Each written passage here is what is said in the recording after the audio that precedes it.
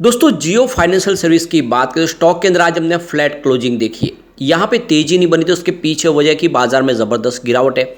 आप ये देख ही सकते हो कि पिछले कुछ दिनों से बाजार काफ़ी ज़्यादा नरम दिखाई दे रहा है। बीच में भले ही थोड़ी सी तेजी दिखाई दे, लेकिन ओवरऑल बाजार के सेंटीमेंट इस समय बिगड़े हुए हैं और इसके पीछे वजह है एफआई की बिकवाली। इसके बीच में कुछ बड़ी अपडेट निकल के आ रही है जिसको जानेंगे इस वीडियो के माध्यम से। वैसे शेयर होल्डिंग पैटर्न भी हमारे सामने आ चुका है जिसमें बहुत कुछ क्लियर हो चुका है। काफ़ी लोगों को लग रहा था कि यहाँ पे एफआई और डीआई इन्वेस्टमेंट नहीं कर रहे, सिर्फ जनरल पब्लिक के ही यहाँ पे शेयर है। तो उस शेयर होल्डिंग पैटर्न में भी वो सारी बातें क्लियर हो चुकी है कि ऐसी कोई बात नहीं है। इसके अलावा यहाँ पे जियो फाइनेंशियल सर्विस कितने मजबूत स्टॉक है वो भी समझने की कोशिश हमने कल के वीडियो में भी की थी। अगर कुछ रह गया तो आज इसको हम जरूर यहाँ पे डिस्कस करेंगे। अगर आप लॉन्ग टर्म इन्वेस्टर है तो ये बिल्कुल सही मौका है इस समय इन्वेस्टमेंट का। आने वाले समय में जियो फाइनेंशियल सर्विस बजाज फाइनेंस को टक्कर दे सकता है। तो इसके पीछे की जो वजह है उसको भी समझेंगे इस वीडियो के माध्यम से। लेकिन फ्रेंड उससे पहले अगर आप पहली बार हमारे चैनल पे आए तो चैनल को सब्सक्राइब कर दीजिए, एक बेल आइकॉन दबा दीजिए ताकि जब भी नया वीडियो बने पहला नोटिफिकेशन आपको मिले। वीडियो पसंद आए तो लाइक शेयर जरूर कीजिए। चलो फ्रेंड्स वीडियो स्टार्ट करते हैं। मैं हूँ आपका दोस्त SB दवे और हमारे अपने चैनल ऑनलाइन कमाई में आपका बहुत बहुत स्वागत है। सबसे पहले आज के बाजार की बात करें तो आज BSE सेंसेक्स 65,505 के स्तर पे क्लोजिंग दिया, जहाँ पे 323 पॉइंट की भारी गिरावट थी, यानी 0.49% की गिरावट हुई है BSE सेंसेक्स में। आज बाजार में शुरुआत ही निगेटिव हुई थी और देख सकते हो कि बीच में काफ़ी बड़ी गिरावट हुई, कुछ रिकवरी भी हुई, लेकिन अंत में क्लोजिंग गिरावट के साथ में ही रही है। आज BSE फाइनेंशियल सर्विस में भी गिरावट थी, लेकिन सेंसेक्स के मुकाबले कम थी।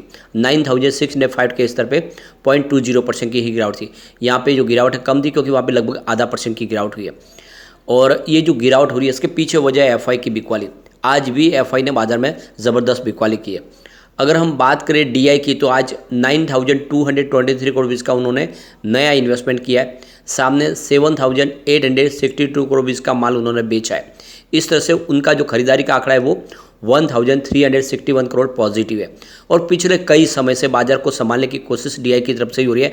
हमारे देसी इन्वेस्टर ही इस समय बाजार में खरीदारी करें। एफआई का रुझान निगेटिव बना हुआ है, लगातार बना हुआ है। आज एफआई ने 9,714 करोड़ का नया इन्वेस्टमेंट किया, लेकिन सामने 11,748 करोड़ का माल बेच दिया। तो उनकी जो बिकवाली निकल कर आई है वो 2,034 करोड़ रुपीज़ की है। तो जो बिकवाली है एफआई की वो ज़्यादा है डीआई के मुकाबले और इसी वजह से आज बाजार में गिरावट भी हुई, क्योंकि उन्होंने 1,300 करोड़ का माल खरीदा, लेकिन सामने एफआई ने 2,000 करोड़ का माल बेच दिया। पिछले 2 ट्रेडिंग सेशन में भी देखें तो 28 और 29 तारीख को भी एफआई ने बिकवाली ही की है। 28 सितंबर को तो उनकी बिकवाली बहुत भारी थी, 3,364 करोड़ के आसपास थी। और अगर हम बात करें 29 सितंबर की तो उन्होंने 1,685 करोड़ का माल बेचा। तो ये लगातार बिकवाली जारी है। अब आप देख ही सकते हो कि इस वजह से बाजार को एक मजबूत सपोर्ट नहीं मिल पा रहा है, अभी भी बाजार कमज़ोर दिख रहा है। जियो फाइनेंशियल सर्विस की बात करें, स्टॉक की शुरुआत 231 पर हुई, शुरुआत बिल्कुल फ्लैट हुई, क्लोजिंग देख सकते हो 231 का ही था। फ्राइडे का हाई बना 233 का, यानी कुछ पॉजिटिव माहौल बना, खरीदारी हुई। लेकिन जैसे कि बाजार में गिरावट का माहौल बना, इसने 230 का लो भी बनाया, लेकिन उसके बाद में जो कुछ रिकवरी निचले लेवल से हुई और अंत में क्लोजिंग 231 के आसपास रही, जहाँ पे 0.043% की मामूली सी गिरावट थी, या यूँ कह सकते हैं कि बिल्कुल फ्लैट क्लोजिंग हुई है, कोई गिरावट देखने को नहीं मिली। इसकी परफॉर्मेंस अगर आप देखें तो 25 सितंबर को स्टॉक 229 के आसपास था, 0.9% की अच्छी खासी तेज़ी बनी। 26 सितंबर की बात करें तो स्टॉक की क्लोजिंग 230 के आसपास रही, 0.3% की तेज़ी के साथ में। अगर हम बात करें 27 सितंबर की तो स्टॉक की क्लोजिंग 227 के आसपास थी, 1.3% की तेज़ी बनी। और अगर हम बात करें 28 सितंबर की तो क्लोजिंग 225 के आसपास रही, 1% की गिरावट हुई। तो देख सकते हो कि पिछले 2 ट्रेडिंग सेशन में गिरावट हुई 27 और 28 सितंबर को, लेकिन 29 सितंबर को हमने अच्छी खासी रिकवरी देखी है। स्टॉक फिर से 231 के आसपास आ गया, 2.7% की शानदार तेज़ी के साथ में। तो देख सकते हो कि हमने अच्छी खासी फ्राइडे को तेज़ी देखी थी, आज बाजार में गिरावट के माहौल की वजह से तेज़ी थी वो थमी है।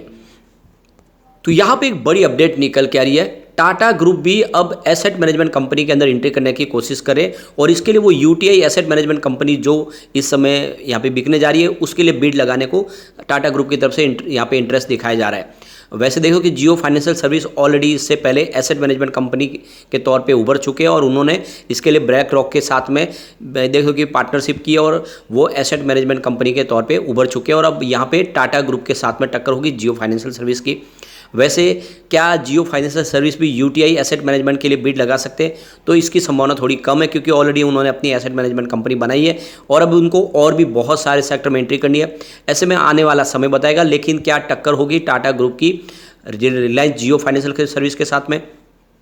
कुछ और भी कंपनियां हैं जो यहाँ पे इंटरेस्टेड है इसमें बिड लगाने में, लेकिन मजबूत दावेदार के तौर पे देखें तो टाटा ग्रुप ही दिखाई दे रहा है इस समय, और जियो फाइनेंशियल सर्विस इसमें इस समय थोड़ा सा इंटरेस्ट कम ले रहे। उनको अभी आने वाले समय इंश्योरेंस सेक्टर में तेज़ी से आगे बढ़ना है और इसमें उनका पूरा फोकस उसके ऊपर है। तो ये देखना होगा आने वाले समय क्या हमें एक तरह से देखें तो इस समय बहुत सारे प्लेयर के साथ में टक्कर लेने को तैयार है जियो फाइनेंशियल सर्विस। एक तरफ तो देख सकते हो कि बजाज ग्रुप के साथ टक्कर होगी और दूसरी तरफ देखें तो टाटा के साथ में भी एसेट मैनेजमेंट के बिजनेस में भी हो सकती है आने वाले समय। एक बड़ी अपडेट और निकल के आ रही है, रिलायंस जियो इन्फोकॉम करीब $2 बिलियन का ऑफशोर लोन लाने की तैयारी कर रही है और ये 5G के बिजनेस को आगे बढ़ाने के लिए एक बड़ा लोन लिया जा सकता है। तो देख सकते हो कि इसके लिए कुछ बड़े इन्वेस्टर के साथ में बातचीत चल रही है और देख सकते हो कि आने वाले समय में जियो फाइनेंशियल सर्विस के बिजनेस के साथ में देखें तो ये जो उनका टेलीकॉम का बिजनेस है वो भी तेज़ी से आगे बढ़ता हुआ दिखाई देगा। तो इस समय देखें तो कंपनी बहुत सारे फैसले लगातार करी है जिसका पॉजिटिव इफेक्ट आने वाले समय देखने को मिलेगा। तो ये काफ़ी बड़ी फंड रेजिंग होने जा रही है। देख सकते हो कि करीब 16,640 करोड़ की बड़ी एक फंड रेजिंग कर सकते हैं ऑफशोर लोन के माध्यम से। तो कुल मिला के काफ़ी अच्छी गुड न्यूज़ है। अगर हम इसके फंडामेंटल देखें तो देख सकते हो कि ये इंडिया की NBFC तीसरे नंबर की है जिसका मार्केट कैप 1,46,983 करोड़ के आसपास है। इसके ऊपर बजाज फिनसर्व और बजाज फाइनेंस दो ही कंपनियां हैं। तो देख सकते हो कि काफ़ी शानदार इसका मार्केट कैप है, लेकिन प्राइस बहुत नीचे है क्योंकि बजाज फाइनेंस की प्राइस 7,000 के आसपास है और बजाज फिनसर्व की प्राइस भी लगभग 2,000 के आसपास है। ये 231 में इस समय स्टॉक मिल रहा है, यानी इसके अंदर वो पोटेंशियल है कि ये भी आने वाले समय 2,000 के टारगेट को दिखा सकता है। 203 इसका लो है 52 वीक का और हाई 278 का है। स्टॉक का पी 5,847 है। ROC इसका 0.29% और ROE 0.19% है और इसकी फेस वैल्यू 10 है। तो फंडामेंटल ठीक ठाक है, आने वाले समय इसमें सुधार होगा। सबसे जो बड़ी प्लस पॉइंट इसके लिए कि कंपनी ऑलमोस्ट डेट फ्री है और रिलायंस का बड़ा एक नाम है। अब इसके अंदर देख लो कि अगर हम देखें तो एनालिसिस करें अगर जियो फाइनेंशियल सर्विस को, तो क्या पॉजिटिव है इसके लिए और क्या निगेटिव पॉइंट है। तो जो सबसे बड़ा पॉजिटिव पॉइंट है कि स्टॉक की प्राइस में 1.5% की तेज़ी देखने को मिल रही है।